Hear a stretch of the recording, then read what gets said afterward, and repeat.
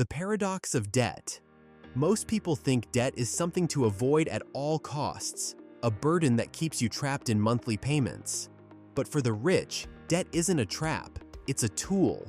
While average people use debt to buy things that lose value, like cars, phones, or clothes, the wealthy use debt to acquire assets that generate value, like real estate, stocks, or businesses.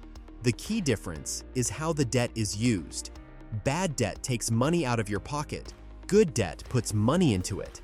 This mindset shift is what separates someone struggling with bills from someone building empires. To the rich, debt is not something to fear. It's something to leverage.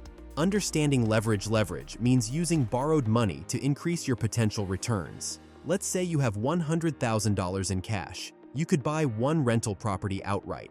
Or you could use that same $100,000 as a 20% down payment to buy 5 properties worth $500,000 each. If the properties appreciate in value and generate rent, your wealth multiplies much faster. Even though the bank technically owns most of the property, you control the asset. This is the secret sauce of wealth building: control without full ownership. The rich focus on acquiring control over valuable things using other people's money, while others focus on owning small things outright. The power of other people's money.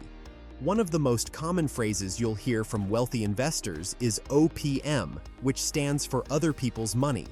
This can mean bank loans, investor capital, or even government incentives. Let's take real estate moguls as an example. They use OPM to buy large properties. The rental income from tenants pays off the debt and interest while the property's value grows over time. The rich don't just borrow to spend, they borrow to build. Using OPM shifts the risk and multiplies returns. When done strategically, they end up owning massive income-producing assets while putting very little of their own money on the line. Debt as a wealth multiplier. Debt can multiply your wealth faster than savings alone ever could.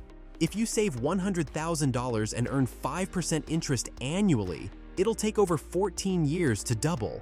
But if you use that $100,000 as leverage to control $500,000 worth of assets, and those assets grow by 10%, you've made a 10% return on your investment, 50% return on your cash.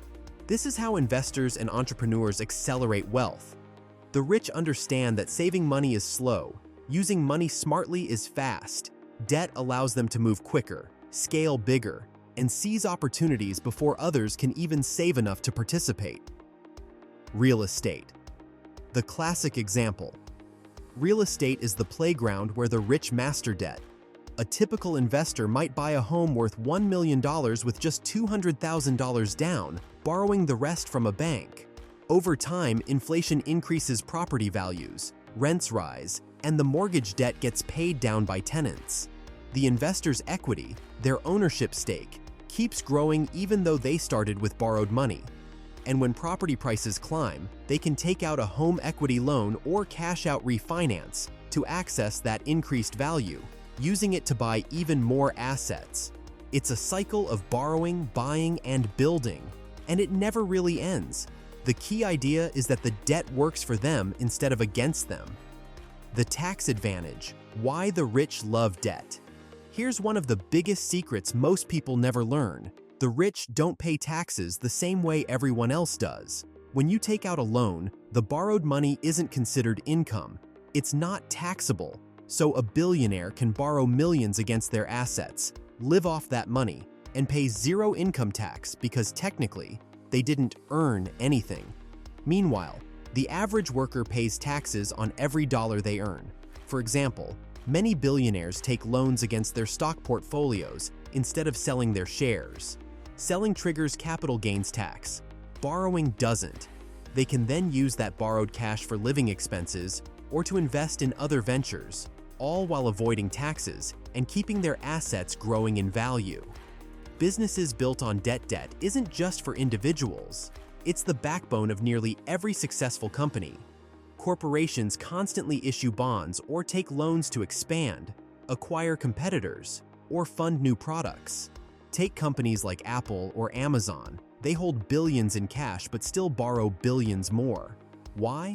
Because interest rates are often lower than the returns they can make by reinvesting that borrowed money. This is called capital efficiency, using debt to make more money than it costs to borrow. It's the same principle the wealthy apply personally, just on a much larger scale. Inflation, the silent ally of the rich. Inflation hurts savers but helps borrowers, and the rich understand this better than anyone. When you borrow $1 million today, that million will be worth less in 10 years due to inflation. If inflation is 3% a year, your loan is effectively shrinking in real value. So while prices rise and incomes grow, your fixed loan payment stays the same, meaning you're repaying the bank with cheaper dollars. In other words, inflation erodes the real cost of debt. That's why the rich prefer to hold assets, like real estate or stocks, that rise in value over time, while using debt that loses value. It's a powerful long-term wealth strategy hidden in plain sight. Good debt versus bad debt. The difference between the rich and everyone else isn't whether they use debt. It's what kind of debt they use. Bad debt is used to buy things that don't generate income or appreciate in value, like expensive cars, clothes, or vacations. It feels good in the short term, but drains your wealth in the long run. Good debt, on the other hand, is used to buy things that produce more money than they cost. Real estate, businesses, education, or investments that yield returns. These are examples of productive debt.